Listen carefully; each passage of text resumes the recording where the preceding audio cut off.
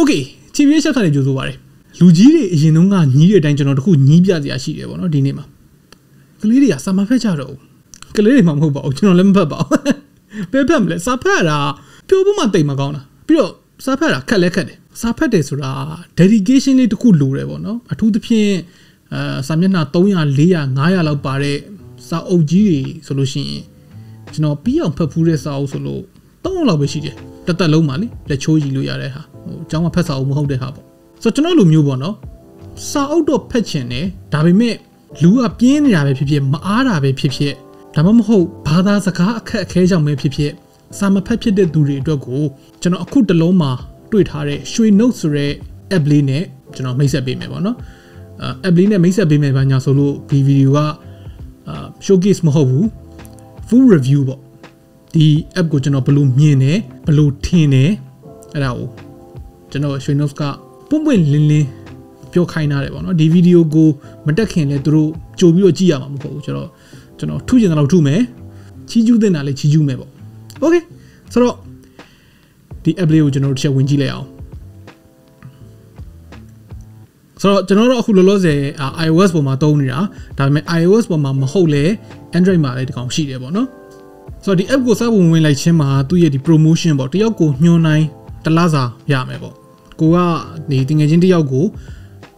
ဒီ app ကိုညွှန်ပေးမယ်ဆိုလို့ရှိရင်သူက subscription ဝယ်လိုက်တယ်ဆိုလို့ရှိရင်ကိုကတလားစာရမယ်ပေါ့နော်ကောင်းပါတယ်ဒါပေမဲ့ဒီ app ကိုကျွန်တော်ဖွင့်တိုင်းမှာအဲ့ဒါအမြဲတမ်းပေါ်တယ် don't show this again လေးလုပ်လို့ရရင်ကောင်းမယ်ပေါ့နော်ဆိုတော့ထားလိုက်ပါဒီ application ကိုရှောက်ပြီးတော့ဆက်မကြည့်ခင်ဒီ application ကဘာလုပ်တဲ့ application လဲဆိုတာကိုကျွန်တော်နည်းနည်းရှင်းပြခြင်းတယ်သူကနိုင်ငံခြားကဒီစာအုပ်တွေပေါ့နော်နာမည်ကြီးစာအုပ်တွေကိုမိနစ်30စာအတူချုံးပေးထားတာပြီးတော့ तू ကစာအနေနဲ့လည်းဖတ်လို့ရတယ်လို့အတန်အနေနဲ့လည်းနားထောင်လို့ရတယ် audio books အနေနဲ့လည်းရတယ်ပေါ့နော်ဆိုတော့ကျွန်တော်တို့ application လေးကိုဆက်ကြည့်မယ်ပထမဦးဆုံးဒါ home screen ကိုရောက်ပြီဆိုလို့ရှိရင်ဒီ announcement တွေရှိမယ်ပြီးတော့ category တွေမှာ category ဆိုလို့ရှိရင်အများကြီးပဲရောင်းအကောင်းဆုံးစာအုပ်အောင်မြင်တိုးတက်ရေးစိတ်ပညာနဲ့ဘဝပျော်ရွှင်မှုစီးပွားရေးနဲ့ခံကွဲမှုရောင်းချမှု marketing အထွေထွေအသိပညာစုံမယ်ပြီးအောက်မှာဆိုလို့ရှိရင် newly added collection ဘယ်သူတွေကညှိုးထားတဲ့စာအုပ်တွေပေါ့ပြီးတော့ popular ပြီးတော့ free book okay ဆိုတော့ဒီ app ကိုကဝင်လိုက်ချင်းဆိုလို့ရှိရင်ကွာဒီ free book တွေပဲဖတ်လို့ရမယ်ပေါ့ကျန်တဲ့ဟာတွေတော့ဖတ်လို့မရဘူးကျန်တဲ့ဟာတွေလိုချင်တယ်ဆိုလို့ရှိရင်ဒီကောင်က subscribe လုပ်ရမယ်ပေါ့နော်အဲ့ဒီအကြောင်းပြီးရင်ဆက်ပြောကြမယ်ပေါ့ပြီးတော့ဒီမှာ random feed မှာတော့နာမည်ရအတိုင်းပဲပေါ့နော် random မကုန်မချင်းကို scroll လို့မကုန်မချင်းကိုသူကတောက်လျှောက်ပြပေးမယ်ပေါ့ပြီးတော့ library ဆိုတဲ့ tab ထဲမှာဆိုလို့ရှိရင်ကိုဒီအပတ်ဒါမှမဟုတ်ဒီလမှာဘယ်စာအုပ်တွေကိုဖတ်ခဲ့ဘူးလဲဘယ်ဟာတွေကိုနားထောင်ခဲ့ဘူးလဲအဲ့ဒါကိုပြန်ပြီးတော့ trace လိုက်လို့ရတယ်ပြီးတော့ကို bookmark လုပ်ထားတယ်ဆိုလို့ရှိရင်လည်းအဲ့ bookmark ကိုဒီမှာပြန်ကြည့်လို့ရမယ်ပြီးတော့ဘယ်ဟာတွေ download လုပ်ထားလဲအဲ့ဒါလည်းကြည့်လို့ရမယ်ဆိုတော့ကျွန်တော်အခုပြောလိုက်သလိုပဲပေါ့နော်သူကစာအုပ်တွေကိုသူ download ပါဆွဲထားလို့ရတယ်ဆိုတော့ internet မရှိနေတဲ့အချိန်ဒီမှာလည်းဒီကောင်သုံးလို့ရတယ်ပေါ့နော် download လုပ်ထားခဲ့မယ်ဆိုရင်ပေါ့ဆိုတော့တခုတည်းစပြီးတော့ထားမိတာကပြည်တွင်း application တစ်ခုအနေနဲ့ဒီကောင်ရဲ့ UI UX ကတော်တော်လေးသဘောကျစရာကောင်းတယ်တော်တော်လေးရိုးရှင်းတယ်နော်ဟိုရှင်းတွေလည်းဘာမှမရှိဘူးဆိုတော့ application နဲ့ပတ်သက်ပြီးလို့ကတော့ဒီလောက်ပဲပေါ့နော်ရိုးရှင်းတယ်အဆင်ပြေတယ်သုံးလို့အဆင်ပြေတယ်ပေါ့ဒီကောင်ကိုသုံးရတာဘယ်လိုနေလဲသူ့ရဲ့ content တွေကဘယ်လိုနေလဲစာအုပ်တွေရောစုံလားသူ့ရဲ့ဈေးနှုန်းနဲ့တန်မတန်လေးပေါ့နော်သူ့ရဲ့ subscription ဈေးနှုန်းနဲ့တန်မတန်ဆိုတာလေးကိုတစ်ချက်ဆက်ပြောအောင်ကျွန်တော်ဖတ်ထားတာဘယ်နှအုပ်ရှိပြီလဲ1 2 3 4 5 6 9 10 10အုပ်ရှိပြီပေါ့နော်ဆိုတော့ကျွန်တော်ဖတ်ရတဲ့လောက်10အုပ်လောက်မှာ9ခုလောက်ပေါ့နော်9ခု10ခုလောက်ကကျွန်တော် audio အနေနဲ့ပဲနားထောင်ပြတာများတယ်ကျန်တဲ့2ခုလောက်ကိုပဲကျွန်တော်စာအနေနဲ့ဖတ်တယ်ပေါ့နော်ဆိုတော့ဥပမာအနေနဲ့ကျွန်တော်ဒီ James Clear ရဲ့ Atomic Habits စာအုပ်ကိုကျွန်တော်ပြောပြမယ်ဘာလို့ဆိုဒီစာအုပ်ကိုကျွန်တော်ကaudio book နားထောင်ဘူးတယ် original audio book ပေါ့နော်အဲ့ဒီကောင်က9နာရီကြောကြားတယ်အဲ့ဒီကောင်ကိုအကျဉ်းချုပ်ထားတာမိနစ်30ဝန်းကျင်ပေါ့နော်ဒီ application ရဲ့ standard ကမိနစ်30ပေါ့ဆိုအဲ့မှာတခုဘာသတိထားမိလဲဆိုတော့အတန် quality တွေက audio book တစ်ခုနဲ့မှာတိတ်ပြီးတော့ဟိုမညီဘူးပေါ့နော်ကျွန်တော်ထင်တာတော့ဒီဟိုအရင်တုန်းကလှုပ်ထားခဲ့တဲ့ audio book တွေထက်အခုနောက် အတစ်ထဲတဲ့ဟာတွေကပို့ပြီးတော့ quality ကောင်းလာလို့ဖြစ်လိမ့်မယ်ဒီကောင်ကနည်းနည်းဟောင်းနေပုံရတယ် quality အရင်ကြီးမကောင်းသေးဘူးပေါ့နော်ကျန်တဲ့စာအုပ်တွေကတော့ကောင်းပါတယ်ပြီးတော့ဒီဖက်ပြတဲ့ voice actor ပေါ်မှာမူတည်ပြီးတော့ရတဲ့အနှစ်အရသာလည်းနည်းနည်းလေးတော့ပြောင်းသွားတယ် audio book ဆိုတဲ့အမျိုးอ่ะဗျာသူကကိုယ်စာအုပ်တအုပ်ဖက်ပြတဲ့ပုံစံမျိုးပေါ့နော်သူဖက်ပြတဲ့ speed သူသွားတဲ့အဖြတ်အတောက်ပေါ်မှာမူတည်ပြီးတော့အရသာနည်းနည်းကွာဒီမှာဘာတော့တွေ့လဲဆိုတော့တချို့နေရာတွေမှာတချို့သော voice actor တွေကအဖြတ်အတောက်တိတ်မရှိဘဲနဲ့သွားတဲ့အခါမျိုးတွေမှာနားတော့ထောင်လိုက်ရတယ်ကြားတော့ကြားလိုက်ရတယ်ဒါပေမဲ့ तू ဘာပြောပြလိုက်မှန်း तू ဘာဖက်ပြလိုက်မှန်းနားမလည်တဲ့အခိုက်အတန့်လေးတချို့ရှိတယ်ရှားတော့ရှားပါတယ်တော်တော်များများသော voice over တွေကတော့အဆင်ပြေတယ်ဆိုတော့ဘာသာပြန်တဲ့ quality ကတော့ကျွန်တော်ဖတ်ဖူးတဲ့ဒီ Atomic Habits အနေနဲ့ကြည့်မယ်ဆိုလို့ရှိရင်အဆင်ပြေတယ်ကိုကအင်္ဂလိပ်လိုနားထောင်ပြီးတော့မြန်မာလိုပြန်နားထောင်လိုက်တော့ညားလေစာအုပ်နှစ်အုပ်ကိုနားထောင်လိုက်ရတယ်လို့မျိုးမခံစားမိဘူးပေါ့နော်သူ့ရဲ့မူရင်းအနှစ်အရသာမပြောက်သွားဘူးဒါပေမဲ့နောက်တစ်ခုသတိထားမိတာစာအုပ်တိုင်းကို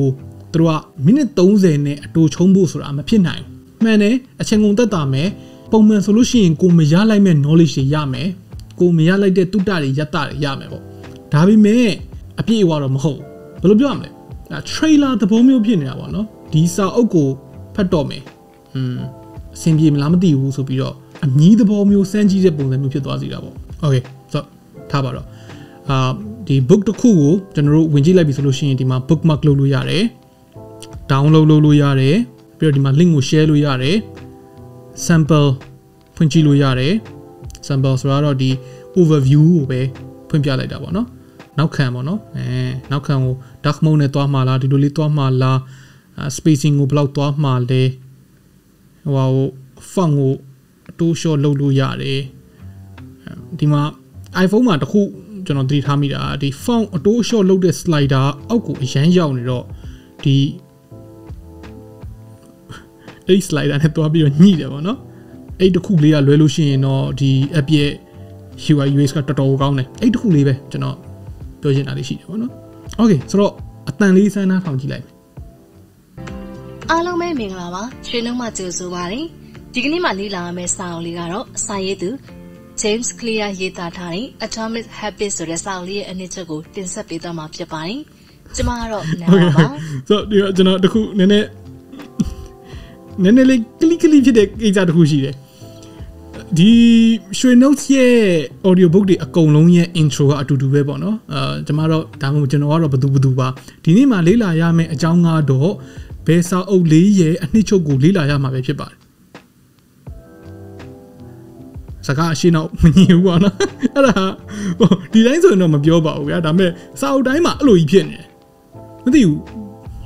ဒီနေ့မှလေ့လာရမယ့်ဒီနေ့မှအချင်းချုပ်လေ့လာရမယ့်စာအုပ်လေးကတော့ဒါဖြစ်ပါတယ်အဲ့လိုဆိုလဲတမျိုးဒီနေ့မှာတော့ဒီဟာလေးရဲ့ဒီစာအုပ်လေးရဲ့အနှစ်ချုပ်ကိုပြပြပြီးသွားမှာဖြစ်ပါတယ်အဲ့ဒါဆိုရင်လည်းတမျိုးဒီနေ့မှာလေ့လာရမယ့်အကြောင်းကတော့ဘယ်စာအုပ်ရဲ့အနှစ်ချုပ်ကိုပြပြပြီးသွားမှာဖြစ်ပါတယ်တမျိုးပဲထားလိုက်ပါတော့နည်းနည်း complain နေနည်းနည်းများနေပြီplayer အကြောင်းကိုပြောမယ်ပေါ့နော် player ကplay ရှိမယ် pause ရှိမယ်ပြီးတော့အနောက်ကို15စက္ကန့်အရှေ့ကို15စက္ကန့်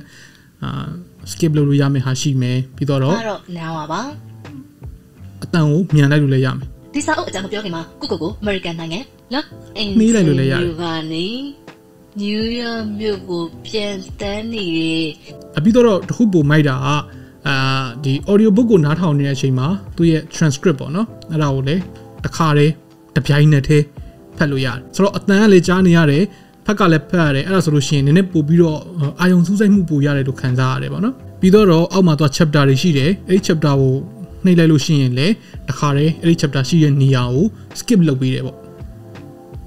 တကယ်လို့ဒီဘားလေးမှာ progress bar လေးမှာအဲ့ဒီ chapter လေးတွေက marking လေးတွေအနေနဲ့ပါတယ်ဆိုလို့ရှိရင်တော့နည်းနည်းပိုကောင်းမယ်ထင်တယ်ဟို YouTube မှာ chapter marking လို့တို့လိုမျိုးလေအဲ့လိုမျိုးဆိုလို့ရှိရင်တော့ပိုကောင်းမှာပေါ့ဒါပေမဲ့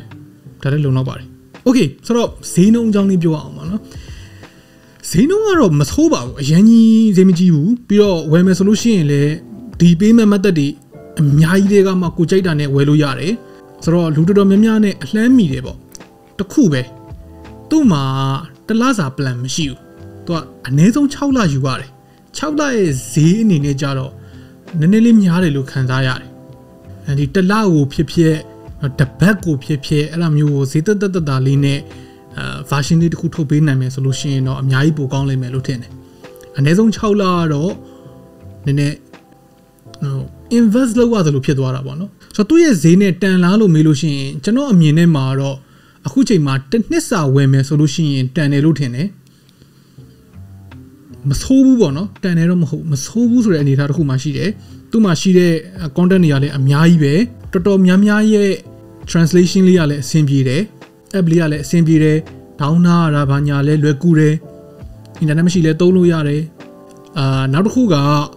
ဗီဒီယိုအစတော့ငါပြောခဲ့သလိုမျိုးပဲပေါ့နော်ကိုတငယ်ချင်းတွေကို share ပေးလိုက်မယ်ဆိုလို့ရှိရင်လည်းသူတို့စီကနေပြီးတော့ referral ရမယ်ဆိုတော့အဲ့လိုမျိုး referral တွေထပ်ပို့ပြီးတော့ special ဖြစ်တဲ့အစီအစဉ်လေးတစ်ခုရှိတယ်အဲ့ဒါကတော့ကျွန်တော်အခုဒီမှာကုတ်လေးပြထားတယ်အဲ့ဒီကုတ်လေးကို screenshot ရိုက်လိုက်ပါနော် screenshot ရိုက်ဖို့အတွက်ကျွန်တော်ခဏစောင့်ပေးမယ်ဆိုအဲ့ဒီ screenshot လေးကိုပြပြီးတော့သူတို့စီမှာတွားဝယ်မယ်ဆိုလို့ရှိရင်သူတို့က discount ပေးမယ်ပြီးတော့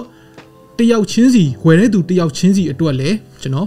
cashback လေးနည်းနည်းပြန်ရမယ်ပေါ့နော်ဆိုတော့ push တော့မ push ပါဘူးကျွန်တော်လည်း compliment လေးပဲပြောထားတယ်ကောင်းတာတွေရောမကောင်းတာတွေရောအားမရတာတွေရောအားရတာတွေရောပေါ့နော်ဝယ်ပြမယ်ဆိုလို့ရှိရင်တော့အဲ့ဒီကုတ်လေးကိုသုံးလိုက်ပေါ့ okay ဆိုတော့ခင်ဗျားတို့ရောဒီရွှေ notes ကိုသုံးနေတဲ့သူရှိလားသုံးနေတဲ့သူတွေရောခင်ဗျားတို့ရဲ့အတွေ့အကြုံလေးတွေပေါ့နော်သုံးနေတာဘယ်လောက်ကြာပြီလဲပေးရတာနဲ့တန်တယ်လို့ထင်လားအဲ့ဒါတွေကိုအောက်က comment တွေမှာဝင်ရောက်ဆွေးနွေးညှိနှိုင်းလို့ရပါတယ် okay နောက်နေ့မှတွေ့တော့